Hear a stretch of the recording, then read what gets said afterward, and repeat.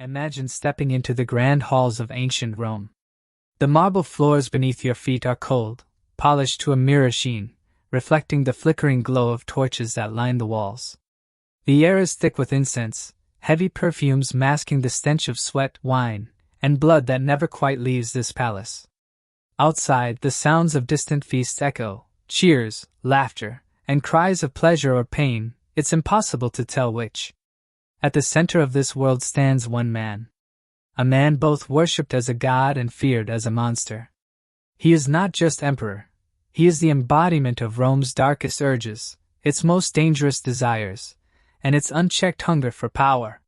His name is Caligula, the ruler whose reign would forever stain history with a mixture of lust, cruelty, and madness. Tonight you are not a distant observer. Tonight you walk into his world, into the torchlit chambers where whispers of ritual, blasphemy, and forbidden pleasure crawl through every corner. This is not simply history.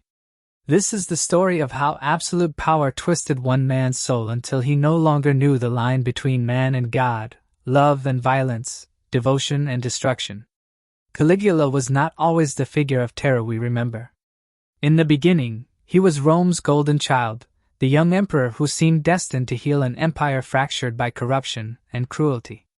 Born Gaius Julius Caesar Augustus Germanicus, he earned the nickname Caligula, or Little Boots, from the miniature soldier's uniform he wore as a boy, trailing behind his father, a celebrated general. The Roman people adored him.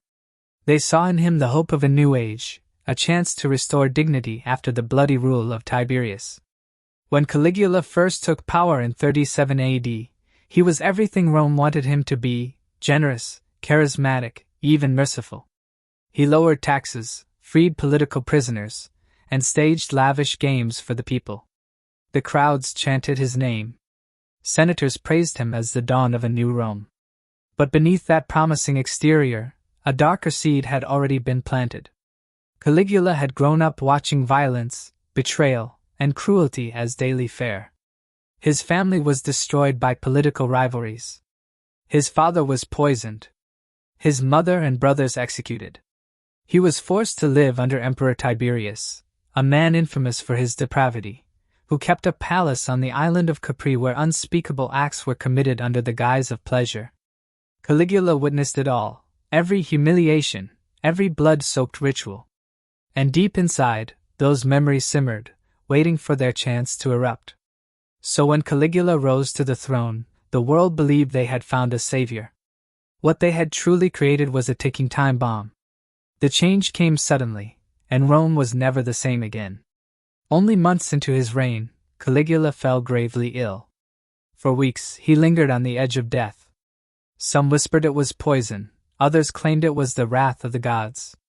But when he finally recovered, he was no longer the man who had taken the throne with bright eyes and open hands. He emerged paranoid, suspicious of everyone, even those closest to him. His once radiant charm curdled into cruelty. He no longer saw himself as a ruler serving Rome, but as a divine being to whom Rome itself must bow. He declared himself a living god, demanding temples be built in his honor. Statues of himself appeared alongside Jupiter, Neptune, and Mars. Senators were forced to address him not as emperor, but as a deity. And with this new identity came new appetites. Caligula's feasts grew darker, his entertainments more twisted. He demanded loyalty not just in words but in flesh, forcing Rome's most powerful men and women into rituals that blurred the line between worship and degradation. The boy once adored as Rome's hope had transformed into something else entirely. No longer human in his own mind, Caligula had become a monster wrapped in the skin of a god. Caligula's illness did more than scar his body. It shattered something far deeper inside his mind. When he rose from his sickbed, he did not return as the man Rome once knew. He announced to the Senate and to the people that he was no longer merely mortal. He was the living flesh of the gods themselves, Jupiter's thunder, Neptune's trident, Apollo's golden light, all reborn in one body. Statues of Rome's greatest gods were stripped of their heads, their identities erased, and replaced with Caligula's own face. He did not just want honor, he demanded worship. Priests were forced to offer sacrifice in his name, temples that had stood for centuries were rededicated to him, and senators, the proudest men of Rome, were made to kneel, trembling before a man who declared himself divine. He walked into the sacred sanctuaries dressed in shimmering gold, thunderbolt in hand, trident at his side, mocking traditions older than empire itself. For ordinary Romans, it was blasphemy of the highest order. But for Caligula, this was destiny. He was not simply emperor. He was a god made flesh, one who demanded not only reverence but fear. Those who resisted soon learned that Rome's god was also Rome's executioner. His palace at night transformed into something out of a waking nightmare. The long marble halls glowed with torchlight, tables groaning under the weight of roasted boar, exotic birds, pitchers of wine, and fruit dripping with honey. But the true spectacle was never the feast, it was the people. Senators, nobles, their wives and daughters were summoned not as guests, but as captives in a theater of humiliation. Caligula turned every banquet into a cruel performance. Husbands were forced to watch, powerless, as he claimed their wives before their very eyes. Fathers sat silent while noble daughters were dragged away, only to return hours later paraded through the hall, stripped not only of dignity, but of their place in Roman society. Laughter and music filled the chamber, yet beneath it all hung the sharp silence of terror. These were not feasts of indulgence, they were rituals of domination. Every stolen kiss, every mocking word, every public display was a reminder that Rome itself belonged to him, body and soul. To eat at Caligula's table was to dine with death, because in those halls, pleasure and cruelty were bound together, and no one knew whether the night would end in laughter or in blood. Even the sanctity of family was no shield against his desires. His three sisters, Agrippina, Drusilla, and Julia Livilla, became ensnared in his obsessions. Rome whispered in fear that he did not treat them as sisters, but as lovers. Among them, Drusilla held a place unlike the rest. To the crowds, she was no longer simply his sibling, she was presented as empress, as his equal. Caligula proclaimed her the new Venus, the goddess of love reborn, and senators were ordered to bow before her as if she were divine. Her seat beside him at banquets was not a sister's place, but a queen's throne. When illness struck her, Caligula prayed not as a brother, but as a man in desperation for the life of his consort. And when she died, his grief consumed the empire. He declared mourning across all of Rome, marriages were banned, laughter forbidden, theaters shuttered. The city itself was plunged into silence. But his obsession did not end in her death. He ensured she was deified, her name carved into the heavens, not as his sister, but as a goddess who belonged to him for eternity. The grand games of Rome, once proud festivals of sport and glory, became Caligula's personal playground of cruelty. The sands of the Colosseum ran red, not with the blood of criminals alone, but with the lives of ordinary citizens chosen at random. If the crowd grew restless, he would turn on the audience itself, commanding guards to seize spectators and throw them to the beasts, their screams woven into the entertainment. He devised displays so bizarre they bordered on madness. Soldiers were once ordered to march into the sea, swords raised against the waves, and return with seashells as the spoils of war. He paraded them through Rome as if they were the treasures of a conquered kingdom, mocking not just Neptune, but the very idea of war itself. Yet his true delight lay in reminding everyone that power was his to give, or to take. At feasts he would lean back, smiling, and whisper that with the smallest nod of his head he could end any life in the room. And too often, he proved it. The executioner's blade fell without warning, blood staining the marble floors where only moments earlier laughter had echoed. In Caligula's Rome, safety was an illusion, because every soul lived at the mercy of his whim. For Caligula, marriage was never about love or tradition.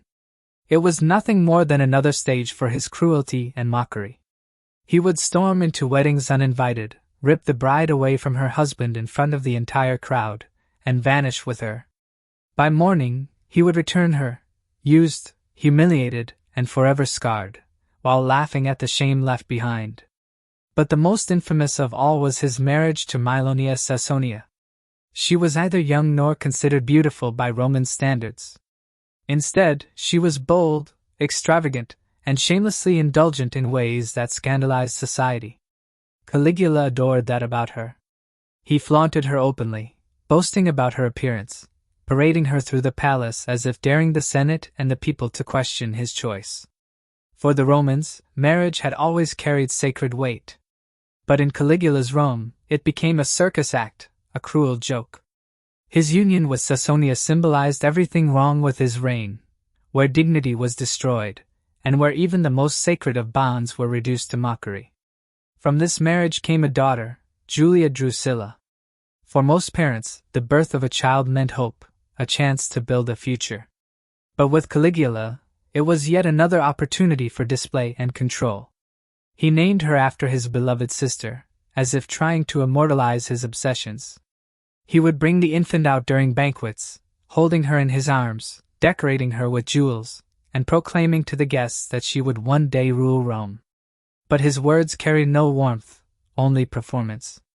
To him, Julia Drusilla was not a child. She was a prop, a living extension of his power and madness. The people of Rome looked on in horror. They had seen what he did to his wives, to his sisters, to the daughters of noblemen. And now they feared what future awaited his own child under a father who saw nothing sacred, not even blood. Julia's birth, instead of bringing stability, deepened the dread that Caligula's cruelty would not end with him. The Praetorian Guard had once sworn to protect him with their lives. They were his shield, his most trusted circle. But day by day, they witnessed his spiral into madness.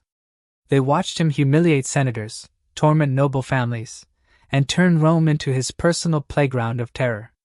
And then, he began to humiliate them too. The guards who once held power and respect were reduced to pawns in his games. He forced them to participate in degrading acts, mocked their discipline, and treated their loyalty as a joke. Each insult cut deeper than the last. Whispers began to spread in the barracks. Anger turned into resentment. Resentment hardened into conspiracy. The men who were meant to defend him realized they could no longer protect the monster who had destroyed everything sacred in Rome. For the first time, they began to imagine a Rome without Caligula. And in those dark whispers, a deadly plan was born. The conspiracy against Caligula was not born in a single moment. It grew slowly, like cracks spreading through marble. The Praetorian Guard had once stood tall as his protectors, proud to serve the Emperor of Rome. But with each passing month, their pride was stripped away.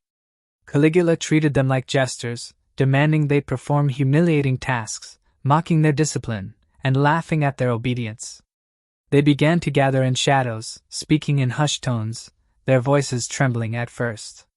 Could they even dare to imagine killing the Emperor of Rome? But as Caligula's madness deepened, hesitation gave way to determination. Their loyalty, once unshakable, was broken beyond repair. Senators, noble families, even former allies whispered encouragement into their ears. "End him," they urged, "before he ends us all." Still, it was no easy decision. Killing a Roman emperor was a crime punishable by death, even if the emperor himself was a monster. But the guards reached a breaking point. They had endured too much, seen too much, suffered too much. At last, the whispers turned into a plan. The betrayal would come not from Rome's enemies, but from within his own trusted circle. And as the day approached, the conspirators moved like shadows, hiding daggers beneath cloaks, concealing hatred behind forced salutes. Caligula had ruled through fear, but now, fear was turning against him. It happened during the games. Caligula had gone to watch the performances, surrounded by his guards, unaware that among them were men who had sworn his death. The air was heavy with tension, though the crowd cheered in ignorant joy. To the people, it was another day of spectacle. To the conspirators, it was the moment they had been waiting for. As Caligula left the theater, passing through a narrow corridor, the trap was sprung. Steel flashed in the dim light. The first blow struck hard, cutting into his flesh. He staggered, shocked not by the pain, but by the realization that it was his own guards, the men he trusted, who now turned against him. He cried out, but there was no mercy. The conspirators surrounded him, their blades plunging again and again into his body. Each strike carried months of rage, years of humiliation, lifetimes of fear. Caligula, the god emperor, the terror of Rome, was reduced to a bleeding man crawling on the ground, begging for life he had so often stolen from others. Witnesses later said his final words were not of power or defiance, but of desperation. He pleaded for mercy, but none was given. In that corridor, the emperor who had declared himself immortal was struck down by mortal hands. His reign of terror ended not with a grand war, not with foreign enemies at the gates, but in a pool of blood beneath the very stones of his palace. News of Caligula's death spread like wildfire. At first, silence fell upon Rome. The people could not believe it. The emperor who claimed divinity, the ruler who mocked death itself, was gone. Whispers rippled through the streets, whispers that soon turned into cheers. Rome had been freed from its nightmare. But freedom came at a price. The city was left scarred. Families destroyed, dignity trampled, traditions mocked. His legacy was one of cruelty carved deep into Rome's soul. For some, his death was justice. For others, it was only the beginning of chaos, proof that even emperors were not untouchable. The Senate scrambled to restore order, desperate to erase his memory. Statues were toppled, his name cursed, his legacy shrouded in infamy. Yet no matter how hard they tried, Caligula's shadow lingered. He had shown the world what happened when absolute power fell into the hands of madness. History would not remember him as a ruler, but as a warning. A warning of how a man could rise from adored youth to monstrous tyrant, and how the empire that fed his power would be the same empire that destroyed him. And so, Caligula's reign ended in blood, betrayal, and fear. But his story, his terrifying descent into cruelty and chaos, lived on for centuries. A dark legend whispered in the ruins of Rome, reminding every ruler that gods may fall and empires may bleed.